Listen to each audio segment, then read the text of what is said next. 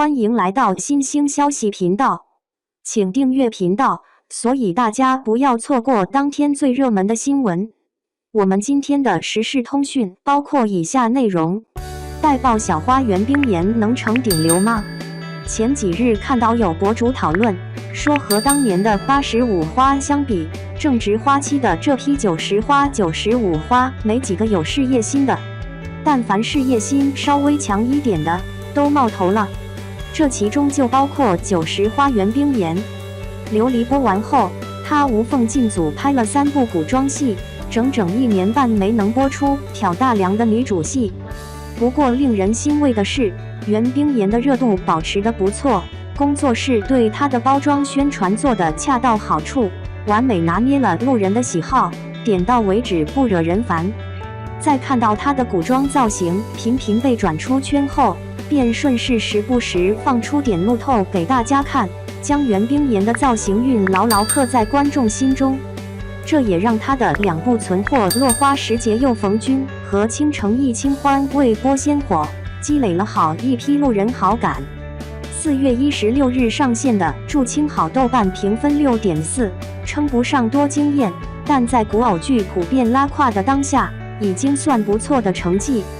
这是袁冰妍自琉璃小爆出圈后播出的首部女主戏。按照平台的剧集评级标准来看，虽然《祝青好》只是 A 类剧，但作为剧中唯一一位能用流量2字形容的演员，单抗住了这一部热剧，想必后续的影视资源会有很大提升。有心的小伙伴想必已经发现了，袁冰妍跟另一位带爆小花赵露思在发展路线上还是有些相似的。让赵露思资源飞升的传闻中的陈芊芊，在播出前也只是一部 A 级剧，谁知播出效果甚好，最后集均达到了 S+ 的效果。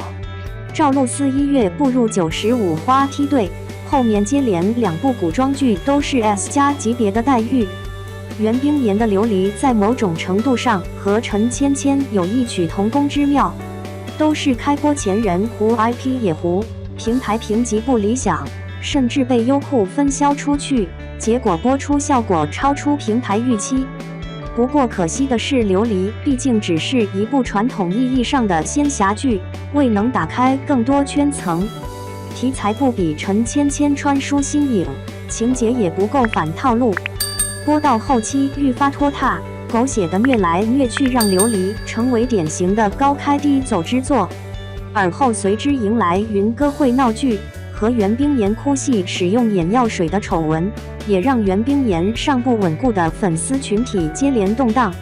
所以琉璃之后的袁冰妍拿到的依然是 A 级的《祝青好》。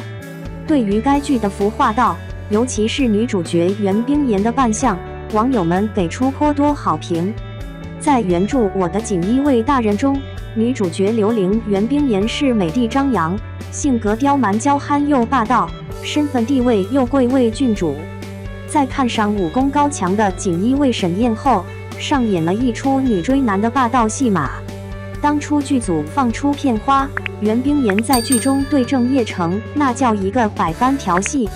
，2人你来我往，眼神交缠之间，暧昧氛围呼之欲出。别的先不说，CP 感是真的不错。而作为一部只有20多集，专注感情线，放肆撒糖不要钱，又是女追男的反套路搞笑向短剧，是不是听上去有陈芊芊那味儿了？精准对标，捕获受众，堪称用心。回顾袁冰妍这一路走来，也算一步一个台阶，凭借自己的努力走上来的。很多人对袁冰妍的初印象都是老九门里的丫头，现在看她从4番开外走到如今的刘玲郡主，谁不说一句努力终有回报呢？